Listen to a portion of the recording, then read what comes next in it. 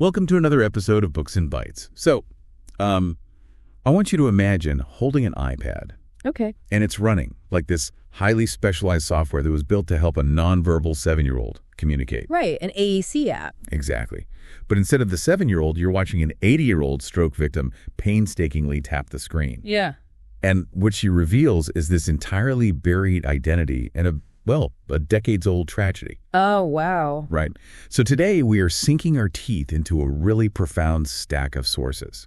Specifically, we're looking at excerpts from a text called Echoes of Resilience, The Legacy of Alina Ziak. Which is such a fascinating text. It really is. It basically breaks down the dual timeline story of the novel, The Things We Cannot Say. And our mission for this deep dive is to trace this heart-wrenching mystery sparked by a dying grandmother's final message. Yeah, and to figure out how uncovering those really dark parts of the past actually leads to a profound personal transformation. Exactly. All viewed through the lens of a mother's legacy. I actually want to pose a question to you, the listener, before we even get into the mechanics of this story. Go for it. Have you ever felt, just utterly overwhelmed by the pressures of your daily life? Oh, absolutely. Like that bone-deep exhaustion where you just feel you have absolutely nothing left to give? Yeah, that complete burnout. Right. And then right in the midst of that burnout, you realize you might be drawing on this, deep, hidden well of generational resilience that you never even knew existed. And it's such a great framing for this. Because we're looking at how understanding history isn't just, an academic exercise in memorizing dates. It's a vital psychological tool for actually navigating the present. Right, which brings us perfectly to the contemporary timeline. So we start off in modern-day Florida, and we're introduced to Alice. And Alice is she is stretched so thin. So thin. She's raising a neurotypical daughter, Sonja, and a 7-year-old son, Eddie. And Eddie is severely autistic and completely nonverbal. The source material paints this incredibly visceral picture of her daily life. It's not like merely a busy schedule. It's this environment of constant sensory and emotional overload. Yeah, it's exhausting just reading about it. I mean, she's managing back-to-back therapies, navigating intense behavioral meltdowns, and on top of all that, trying to keep her marriage to her husband, Wade, from just totally fracturing under the weight of it all. The neurological toll of that kind of chronic caregiving is incredibly well documented. Alice is essentially existing in a sustained state of fight or flight. Always waiting for the other shoe to drop. Exactly. Her brain is constantly scanning for the next crisis, the next trigger for Eddie. And then right in the middle of this sustained stress, her beloved grandmother, Hannah, suffers a severe stroke and ends up hospitalized. And the stroke leaves Hannah with expressive aphasia, which we should probably explain the mechanics of that for a second. Yeah, that's crucial. Because the cruel irony of the condition is really central to the whole mystery. So, expressive aphasia is usually caused by damage to Broca's area in the brain, meaning the language output center is just broken. But only the output. Right. The person's intellect, their memories, their internal monologue, all of that remains entirely intact. She knows exactly what she wants to say. But she physically cannot bridge that gap between her thoughts and actually vocalizing the words. It's terrifying. It's this profound form of cognitive entrapment. I mean, Hannah is, at the end of her life, her mind is racing with something of absolute urgent importance, but she has literally no mechanism to deliver the message. She is silenced overnight. Which brings us to the inciting incident. Hannah has no voice, and Eddie, Alice's son, has never had a voice. Right. So Alice takes this augmentative and alternative communication app, the AAC app she customized for Eddie, and she hands the iPad to her grandmother. Which is such a brilliant, desperate move. It is, because these apps aren't just, digital keyboards. They rely on predictive imagery, folders of symbols, specific interfaces designed for neurodevelopmental challenges. Right, it's not like typing on a typewriter. Not at all. So Hannah has to navigate this modern pediatric therapeutic tool to painstakingly type out 3 disjointed clues. And what were they? She types the name Alina, the name Thomas, and this desperate plea for Alice to go to Poland to find out what happened to her past. Okay, let's unpack this. Wait, I think that's your line. Yeah. Okay, let's unpack this because it's like, it's like a desperate message in a bottle cast out into the ocean. Oh, I like that analogy. But the fascinating irony is that the bottle itself is this piece of modern autism therapy technology. Yeah, the thematic bridge there is just incredible. You have this 80-year-old woman utilizing a pediatric autism tool to breach a historical silence. We are looking at a narrative that is anchored by the literal concept of vicelessness. Yeah. Eddie's lifelong inability to speak suddenly mirrors Hannah's aphasia. And technology serves as this unexpected cipher between the eras. It's really fundamentally a story about the things we literally cannot say. Which is exactly the title of the book. So driven by this immense sense of duty, Alice leaves her overwhelmed family in Florida and boards a plane to Warsaw. And as she begins her search, our source material shifts the timeline. Right, we get transported back. Yeah, we go to Poland in 1939, and we meet the woman behind the clues. We learn that Hannah's true identity is actually Alina Dziak. And at this point, Alina is just 15 years old. A kid. A kid living on her family's farm. She is innocently in love and secretly engaged to a university student named Tomas. They are just planning the simple, traditional life rooted in agriculture in their community.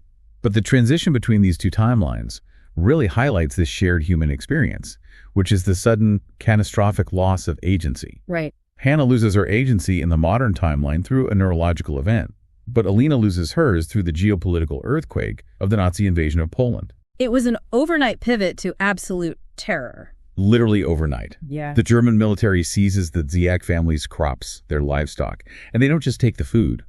The occupying forces implemented these systemic agricultural extraction policies designed to plunge the local population into engineered starvation. Brutal laws dictating every single aspect of daily life. And despite all of that terror, Alina and Tomas make this really fascinating choice. They proceed with a hurried, secret wedding ceremony right as the military occupation is deepening around them. Yeah. I actually have to pause and push back on the emotional reality of that era for a second. Sure. Because, how does a 15-year-old teenager even process that level of whiplash? Functionally, you're going from dreaming about a wedding dress to navigating engineered starvation and military violence the very next day. From a psychological standpoint, how does a teenager not just totally shut down under that sudden reality? Well, what's fascinating here is how the human psyche adapts to systemic cruelty by narrowing its focus. Narrowing how? Well, when an occupying force strips away your macro-level autonomy, your government, your food supply, your physical safety, the brain seeks control on a micro level. Okay, I see. Holding on to love and committing to that marriage wasn't merely a romantic gesture for Alina and Tomas. It functioned as a profound, deeply personal act of resistance. Because the invading regime is essentially saying they have no future. Exactly. By marrying, they are drawing a boundary. They're reclaiming a sliver of their humanity and insisting on their right to exist. The wedding itself is it's a cognitive rebellion. It's a refusal to let the external terror completely dictate their internal identity. Precisely. Claiming agency in an environment designed to strip it away is a core mechanism of human resilience. But of course, the reality of their environment soon forces much, much harder choices. Right. Tomas becomes covertly involved in the Polish resistance movement, which introduces massive tactical danger. Because covert rural resistance wasn't just about, fighting in the streets. It involved moving information, sabotaging agricultural yields meant for the German army, and hiding people who were being hunted. And Alina is forced to stay behind on the farm while he does this. Right, she's witnessing all these escalating horrors alone, including the systemic cruelty inflicted on their Jewish neighbors. The tension here is just agonizing because the German doctrine of collective responsibility meant that Tomas's covert actions put a massive target on the backs of his entire family, including Alina. And mathematical probability of discovery eventually just catches up with them. The resistance cell gets compromised, Tomas vanishes. Oh, man. Yeah. Alina is left pregnant, isolated, and she's actually forced off her family's land. She has to navigate this landscape defined by violence and starvation, and ultimately gives birth in hiding under just harrowing conditions. It's the ultimate mother sacrifice from the very beginning. Exactly. And the climax of this historical timeline centers on Tomas's return. The Gestapo is closing in on their location. And to save Alina and their newborn baby from execution, Tomas makes this split-second tactical decision to sacrifice himself. He allows himself to be captured. Yeah. He acts as a decoy so Alina and the baby can escape the dragnet. He literally trades his own life to alter the trajectory of hers. And that single act forces Alina into a position where her survival is no longer just about her own life, right? What do you mean? Well, it becomes about honoring the staggering cost of her escape. She has to survive now. Right, to validate what he did. And Alina does survive. She navigates the whole bureaucratic nightmare of the displaced persons camps at the end of World War II. Mm-hmm. Millions of stateless people moving across the ruins of Europe. Yeah. And to secure passage to America and protect her child, she assumes a new identity. She becomes Hannah. And for the next several decades in Florida, she never speaks a single word about Alina or Tomas or the farm. This brings us to the core of her maternal legacy, the silence. Yeah, and here's where it gets really interesting, because it is so easy to view a lifelong silence as a deception. Sure, like she was lying to them. Right, but I look at it more like a structural containment system.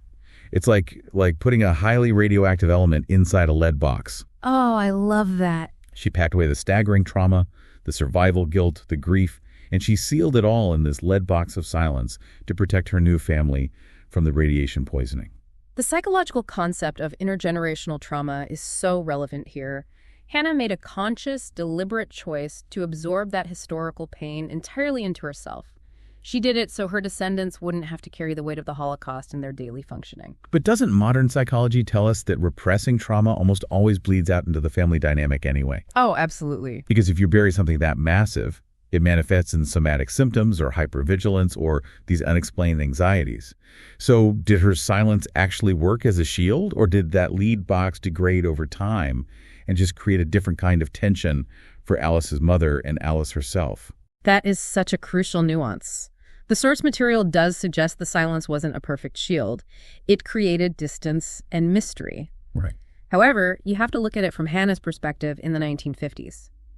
Without our modern psychological frameworks, containment was the only logical protective measure available to her.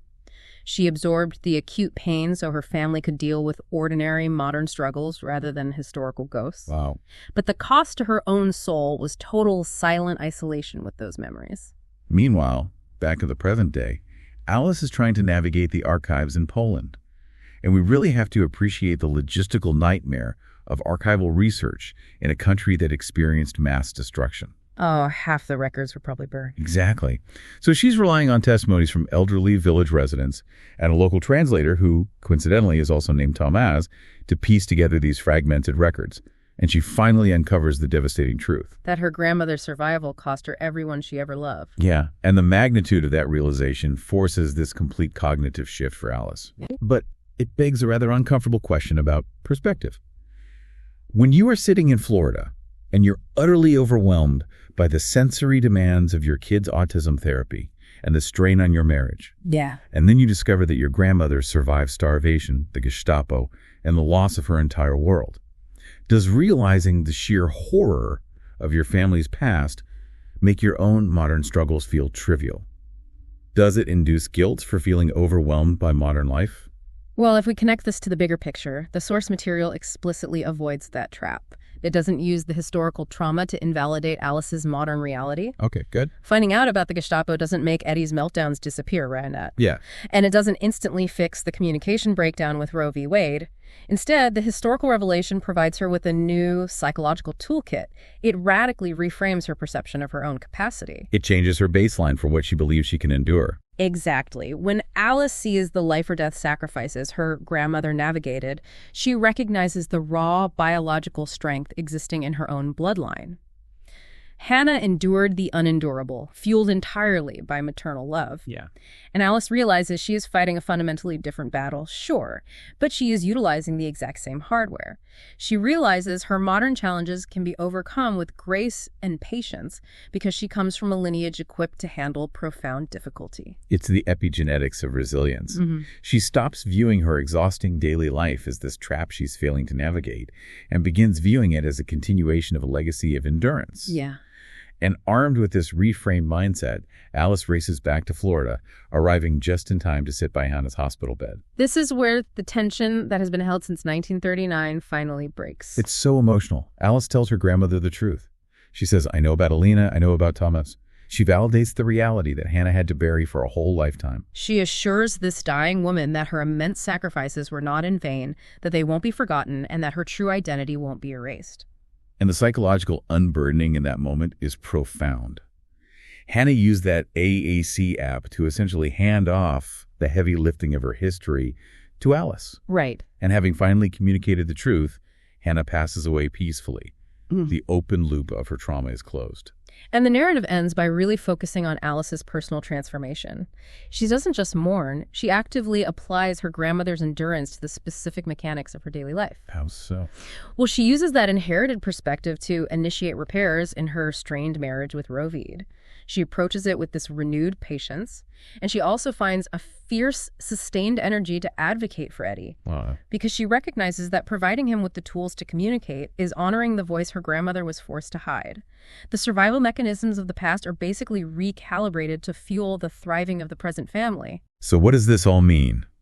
We set out to trace a mystery sparked by a digital cry for help, and to explore how uncovering the past leads to transformation. And we see how maternal love and sheer endurance bridge this seemingly impossible gap between war-torn 1939 Poland and a modern neurodivergent household in Florida. Yeah. The very app that gave a disabled boy a bridge to the world ended up giving a silent survivor her history back. Which leaves us with a really compelling, lingering question to ponder long after this audio stops. How's that? When we interact with the older generations in our lives, we often see them only in their current context, right? Right. But we have to wonder, what unspoken secrets, what heavy, silent sacrifices might the elders in your own family be carrying right now to protect you? And what profound wisdom is lost forever if we don't ask them to share their stories before it's too late? The silent history is sitting right next to us. That is definitely a thought to chew on. Thank you for joining us for this deep dive, and be sure to subscribe to Books on Bytes.